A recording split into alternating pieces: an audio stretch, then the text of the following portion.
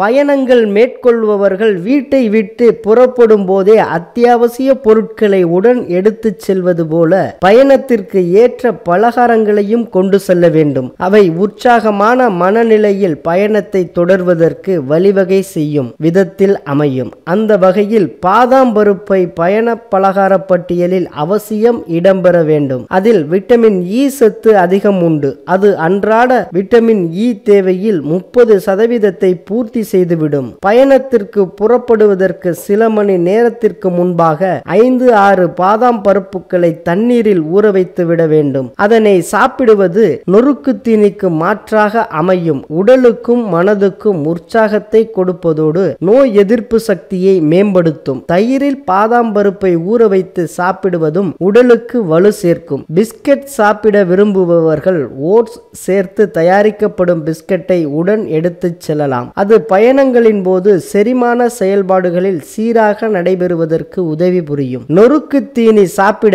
ஆசைப்படுபவர்கள் புரதம் கலந்த குக்கீஸ் சாக்லேட்டுகளை தேர்ந்தெடுக்கலாம். கோதுமை பிரெட், உலர் பழங்கள், உலர் தானியங்கள், தயாரான பலகாரங்களையும் பயணத்தின் போது உட்கொள்ளலாம்.